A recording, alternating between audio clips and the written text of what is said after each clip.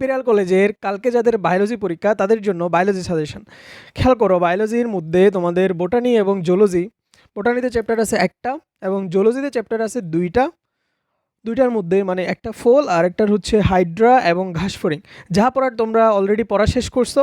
So যাদের এখনও পড়া শেষ হয় নাই বা কী টপিকগুলো দেখবা, কী টপিকগুলো দেখে পরীক্ষা দিতে যাবা, সেইটা নিয়ে একটা সাজেশন। মানে মোটামুটি আমি ইম্পর্টেন্ট টপিকগুলো বলবো, আশা করি এগুলো থেকেই আসবে। এর বাইরেও আসতে পারে, কিন্তু এগুলো থেকে আসার চান্স সবচেয়ে বেশি। ওকে, যে টপিকগুলো না পড়ে পরীক্ষা দিতে যাবা না, মূল কথা হচ্ছে এটা। এগুলো থেকে আসার চান্স অনেক বেশি, এর বাইরেও কিন্তু আসতে পারে।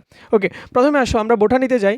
বোটানি উদ্ভিদ বিজ্ঞান প্রথম অধ্যায় চ্যাপ্টার 1-এর মধ্যে প্রথমে যে টপিকটা অবশ্যই পড়ে যাবে সেটা হচ্ছে ফ্লুইড মোজাইক মডেল।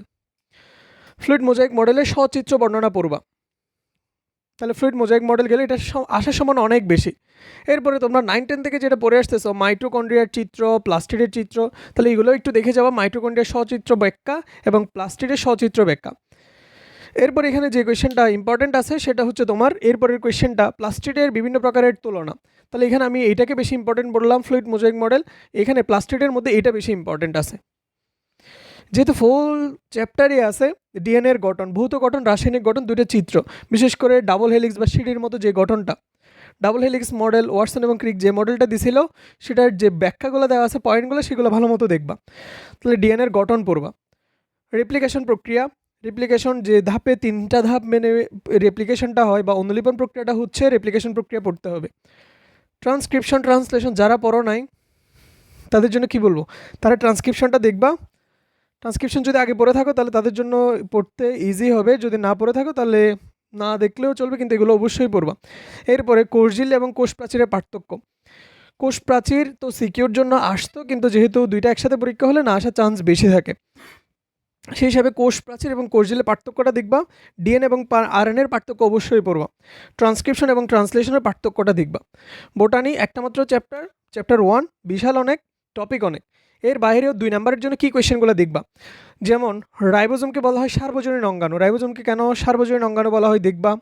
তারপরে কোনটাকে কোষের প্রোটিন ফ্যাক্টরি বলা হয়, গলগি বডিকে কেন কোষের ট্রাফিক পুলিশ বলা হয়, কোনটাকে কার্বোহাইড্রেট ফ্যাক্টরি বলা হয়, কোনটাকে কিচেন অফ দ্য সেল বলা হয়, লাইসোজোমকে কেন সুইসাইডাল স্কোয়াড বলা হয়। তারপরে হচ্ছে কোষের রান্না করতে বললাম, ক্লোরোপ্লাস্টকে কেন কোষের রান্নাঘর বলা হয়, ট্রাফিক পুলিশ গলগি বডিকে কেন বলা হয়, মাইটোকন্ড্রিয়াকে কেন কোষের পাওয়ার হাউস বলা হয়, লাইসোজোমকে কেন সুইসাইডাল স্কোয়াড বা আত্মঘাতী থলিকা বলা হয়। এগুলো দেখবা, এগুলো অনুধাবনের জন্য খুবই ইম্পর্টেন্ট কোয়েশ্চেন। আশা করি গ এবং ঘতে এই টপিকগুলো দেখে গেলে ইনশাল্লাহ কমন থাকবে, কমন না থাকলেও কিন্তু কিছু করার নাই। ওকে, এবার আসা হচ্ছে জুলজি চ্যাপ্টার 1-এর মধ্যে। জুলজি চ্যাপ্টার 1 এবং চ্যাপ্টার 2-এর মধ্যে যেহেতু হাইড্রা এবং ঘাসফড়িং আছে, সো এখান থেকে কম্বাইন্ড বা মিক্সড কোয়েশ্চেন আসতে পারে। মিক্সড কীভাবে কোয়েশ্চেন আসবে, তোমাকে একটা প্রাণীর কথা ব্যাখ্যা করা থাকবে উদ্দীপকের মধ্যে, গতে বলবে উদ্দীপকে আলোচিত প্রাণীর বৈশিষ্ট্য লিখো। তাহলে আমাকে বলো তো হাইড্রা কোন পর্বের প্রাণী, নিডারিয়া পর্বের প্রাণী। অবশ্যই নিডারিয়ার বৈশিষ্ট্য ভালো মতো দেখবা। এরপরে একটা প্রাণীর কথা বলবে, ডানা আছে, এ আছে, সে আছে, মস্তক, বক্ষ, উদর, দেহ গহ্বরটা বিভক্ত, এই সেই বলবে গতে বলবে ওই প্রাণীর বৈশিষ্ট্য আলোচনা করো। তাহলে এটা কোন পর্ব হইতে পারে, তোমার যেহেতু পরীক্ষা আছে ঘাসফড়িং, তাহলে আর্থ্রোপোডা পর্বের বৈশিষ্ট্য অবশ্যই পড়বা। এই দুইটা পর্ব ভালো মতো পড়বা। এরপরে জুলজি চ্যাপ্টার 1-এর মধ্যে সিলোমেট প্রকারভেদ মাস্ট, সিলোমেট, সিওডোসিলোমেট, ইওসিলোমেট, কোনটা কি চিত্রটা দেখবা, উদাহরণ পড়বা, চিত্র উদাহরণ এবং কোনটার গঠন কীভাবে হচ্ছে সেটা দেখবা। কটাটা পর্বের মধ্যে এই 3টা আসার চান্স অনেক বেশি। কন্ড্রিকটিস, অ্যাক্টিনোপটেরিজি, সার্কোপটেরিজি, বিভিন্ন মাছ দেয়া থাকবে কোয়েশ্চেনের মধ্যে, মাছগুলোর মধ্যে তুলনা করতে বলবে। ইলিশ মাছ, তেলাপিয়া, রুই, তারপরে হাঙর, শিলাকান্ত, লাংফিশ, হাবিজাবিগুলো দেয়া থাকবে বা চিত্র দেয়া থাকবে। লেজের একটা চিত্র দিয়ে দিল, কোনটার মধ্যে হোমো সার্কাল, কোনটার মধ্যে ডাইফাই সার্কাল, এই ধরনের লেজের ছবি দিয়ে তোমার হচ্ছে কোয়েশ্চেন আসতে পারে। সো এই মাছের এই 3টা অনেক বেশি ইম্পর্টেন্ট, কন্ড্রিকটিস, অ্যাক্টিনোপটেরিজি, সার্কোপটেরিজি। কর্ডাটার বৈশিষ্ট্য দেখবা, আর কর্ডাটার মধ্যে বিশেষ করে এই 3টা পর্ব খুব ভালো মতো পড়বা, 3টার তুলনা। এরপরে এভিস, আসলে এখানে কর্ডাটা দিতে চাইলে পুরোটাই ইম্পর্টেন্ট, কিন্তু যেহেতু কলেজের সেমিস্টার পরীক্ষা সেই হিসাবে আমি বলতেছি এখান থেকে কিছু টপিক আলাদা করে দিচ্ছি, কিন্তু এখানে সিকিউ সবগুলো বোর্ড পরীক্ষার জন্য মোটামুটি বলতে গেলে প্রায় সবই ইম্পর্টেন্ট। এভিস, এরপরে এইগুলো দেখবা। পাশাপাশি দেখতে চাইলে মামালিয়াটা একটু দেখতে পারো, বলবা তাহলে বাকি রাখলাম কি, এমপিবিয়া বাকি আছে, এমপিবিয়া, তারপরে হচ্ছে রেপটিলিয়া, তোমার ইচ্ছে হলে সেগুলোও দেখতে পারো, কিন্তু এগুলো অবশ্যই দেখবা।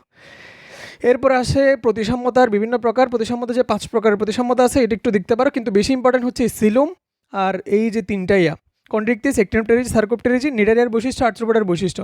অ্যানিলিডা আছে, তারপর প্লাটিহেলমিনথেস, নেমাটোডা, এখানোডার্মাটা। এখানে আমি যা বলছি এগুলো একটু বেশি বেশি দেখবা। যাদের পড়া শেষ তারা তো সবগুলো একটু দেখে নিতে পারো, কিন্তু এইগুলো একটু বেশি রিভিশন দেবে, এগুলো থেকে আসার চান্স বেশি। ওকে, এখন আসলে জুলজি 2.1। জুলজি 2.1 মানে হচ্ছে আমাদের যে হাইড্রা থেকে একেবারে পেইড কোয়েশ্চেন কয়েকটা আছে যেগুলো আসার চান্স একেবারে 99% বা 100% নাও, 100%ই নিয়ে নাও। কোনটা আসবে? হাইড্রার চলন। হাইড্রা থেকে চলন থেকে 3ভাবে কোয়েশ্চেন আসতে পারে। হাইড্রার চলন বললে যে 8-9 প্রকারের চলন বইয়ে দেওয়া আছে সবগুলো নিয়ে একটু একটু লিখতে হবে। যদি বলে হাইড্রার লম্বা দূরত্বের জন্য কোন চলনের আশ্রয় নেয়, লম্বা, লুপিং, তাহলে লম্বা দূরত্বের জন্য লুপিং চলনের আশ্রয় নেয়। আর হাইড্রার দ্রুত বা সাধারণ চলন প্রক্রিয়া কোনটা? দন্ত্য স, সাধারণ, স্পিডি যেটা সেটা হচ্ছে সমারসল্টিং। তাহলে চলন থেকে 3ভাবে কোয়েশ্চেন হবে। 3ভাবে কোয়েশ্চেন হতে পারে। একটা হচ্ছে বিভিন্ন প্রকার চলন ব্যাখ্যা করো, তখন তোমার যত প্রকার চলন আছে সবগুলো লিখতে হবে। যদি বলে লম্বা দূরত্বের জন্য যে চলনের আশ্রয় নেয় সেই চলনটা ব্যাখ্যা করো, তখন তোমার লুপিংটা চিত্রসহ ব্যাখ্যা করতে হবে, লুপিং চিত্রসহ ব্যাখ্যা করতে হবে। যদি বলে হাইড্রা স্বল্প দূরত্বের জন্য বা স্পিডি বা দ্রুত চলনের জন্য যে চলনের আশ্রয় নেয় সেটা ব্যাখ্যা করে, সেক্ষেত্রে তোমার সমারসল্টিং ব্যাখ্যা করতে হবে। আবার অনেক সময় লম্বা দূরত্ব এবং স্বল্প দূরত্বের জন্য যে চলনের আশ্রয় নেয় তাদের তুলনা করো, তখন দুইটার পার্থক্য লিখতে হবে। সো চলনটা ভালো মতো পড়বা, খুব ভালো মতো পড়বা। আর এখান থেকে একটা চিত্র দেখতে হবে, সেটা হচ্ছে হাইড্রার আদর্শ নিউরোসাইটের চিত্র। নিউরোসাইট খোলা অবস্থায় কী হচ্ছে বা বদ্ধ অবস্থায় কীভাবে থাকে, নিউরোসাইটের চিত্রটা আজকে কয়েকবার করে প্র্যাকটিস করবা। দুইটা চিত্র অবশ্যই প্র্যাকটিস করবা, একটা ওমাটিডিয়ামের লম্বচ্ছেদের চিত্র আর একটা নিউরোসাইটের চিত্র। এই চিত্র প্র্যাকটিস না করলে কিন্তু খবর আছে। খবর মানে কি করবো আমি নিজেও জানি না। অবশ্যই প্র্যাকটিস করবেন আদর্শ নিউরোসাইটের চিত্র আর ওদিকে ওমাটিডিয়ামের চিত্র, দুইটাই আসতে পারে অথবা দুইটা যে কোনো একটা আসবে। হাইড্রার মৃতজীবিতা। হাইড্রার সাথে কার সম্পর্ক কীভাবে, মৃতজীবিতার সম্পর্কটা কার সাথে ঘটতেছে? ক্লোরোহাইড্রা ভেরিডিসিমা এবং হচ্ছে এখানে জো ক্লোরেলা শৈবালের মধ্যে যে সম্পর্কটা হয় সেই সম্পর্কটার মধ্যে কে কীভাবে উপকৃত হয় সেটা দেখবা। এরপর হাইড্রার এপিডার্মিসের কোষসমূহ, কোয়েশ্চেন কঠিন হলে এগুলো দিতে পারে, চিত্রসহ এগুলো দিতে পারে। কিন্তু আমি বলবো প্রথম 3টা টপিক খুব বেশি আসার চান্স এবং সবচেয়ে বেশি প্র্যাকটিস করে যাবে এই 3টা টপিক। ঘাসফড়িং টপিকের অভাব নেই এখানে। ঘাসফড়িং আবার বলতেছি এখানে টপিকের অভাব নেই, কোয়েশ্চেন আসার অনেক টপিক, কিন্তু আগে তো যা পড়ার আগেই পড়ছো বা যারা পড়ো নাই কিচ্ছু পড়ো নাই। আর যারা আগে পড়ছো বা যারা কিচ্ছু পড়ো নাই তারা আজকে সবাই এই টপিকগুলো দেখবা। যারা অনেক কিছুই পড়ছো, যারা কিচ্ছু পড়ো নাই তারা এই টপিকগুলো দেখে যাবা। প্রথম হচ্ছে ওমাটিডিয়ামের লম্বচ্ছেদের চিত্র, অনেক অনেক অনেক অনেক অনেক অনেক বেশি ইম্পর্টেন্ট। স্টার্ট যত দেওয়া যায় দিয়ে দাও এখানে। ঘাসফড়িংয়ের দর্শন কৌশল, ওমাটিডিয়াম 3-এ আসলে 4 এইখানে দর্শন কৌশল আসার সম্ভাবনা অনেক বেশি। ঘাসফড়িং অল্প আলোতে কীভাবে দেখতে পাই, ঘাসফড়িং তীব্র আলোতে কীভাবে দেখতে পাই। যদি লম্বচ্ছেদের চিত্র গতে আসে, এটা ঘতে আসে, আসার চান্স অনেক বেশি।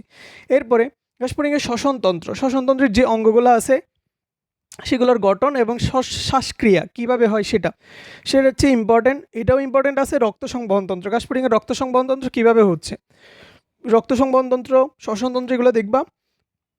আর ঘাসফড়িংয়ের রূপান্তরে হরমোনের ভূমিকা, ঘাসফড়িংয়ের রূপান্তরে হরমোনের ভূমিকা, রূপান্তরে কীভাবে হরমোন ভূমিকা রাখতে পারে। আর এখানের মধ্যে রূপান্তর, সম্পূর্ণ রূপান্তর, অসম্পূর্ণ রূপান্তর, রূপান্তরটা 2 নম্বরের জন্য ইম্পর্টেন্ট আছে। পুরুষ এবং স্ত্রী ঘাসফড়িংয়ের পার্থক্য আছে, 2 নম্বরের জন্য ইম্পর্টেন্ট। ঘাসফড়িং কেন পতঙ্গ, 2 নম্বরের জন্য ইম্পর্টেন্ট কোয়েশ্চেন। আর কি বলা যায়, তারপরে এখান থেকে মুখোপাঙ্গের চিত্র যারা পারো তারা ওই চিত্রটা একটু দেখতে পারো, গতে অনেক সময় দিতে পারে। আশা করি যা টপিক বললাম সেখান থেকে আসার সম্ভাবনা অনেক বেশি।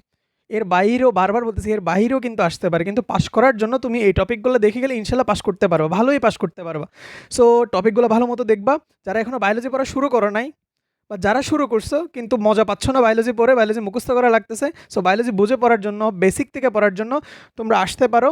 আমাদের অফলাইন লোকেশন হচ্ছে house 12 road 2 block C, Rampura Banasree Dhaka. আর আমার ফোন নাম্বার তোমরা যোগাযোগ করতে পারো, কন্ট্যাক্ট নাম্বার 0163923430। আমাদের আপাতত যে ব্যাচটা রানিং আছে সেই ব্যাচের টাইম হচ্ছে রবি, মঙ্গল, বৃহস্পতি বিকাল 3টা থেকে 4টা। তোমরা যারা এখনও বায়োলজি শুরু করো না, একেবারে প্রথম থেকে শুরু করতে চাও বা শুরু করছো কিন্তু মনে রাখতে পারতেছো না বা মজা পাচ্ছ না, মানে বেসিক থেকে পড়তে পারতেছো না বা চাচ্ছ যেমন তেমন হচ্ছে না, তারা এসে যোগাযোগ করতে পারো। আমরা দেখি একটা নতুন ব্যাচ শুরু করার জন্য আমাদের অথবা যাদের টাইম মিলে তারা এই ব্যাচে এসে ক্লাস করতে পারো। আর যাদের ক্লাসগুলো অলরেডি আমরা নিয়ে নিছি, সো সেই ক্লাসগুলো আবার আমরা মেকআপ ক্লাসে আবার পেয়ে যাবা। সো দেখা হবে সবার সাথে ক্লাসে। আর ভিডিওটা তোমার ইফেক্টিভ হইলো কিনা বা পরীক্ষা কমন আসছে কিনা তোমরা ফেসবুক গ্রুপ, ইনস্টাগ্রাম এবং আমাদের ইউটিউব চ্যানেলে ভিডিওটা পেয়ে যাবে। তোমরা কমেন্টে জানাও বা পরবর্তী তোমাদের কোন টপিকের ভিডিও লাগবে সেটা জানাতে পারো। থ্যাংক ইউ সবাইকে, আসসালামু আলাইকুম।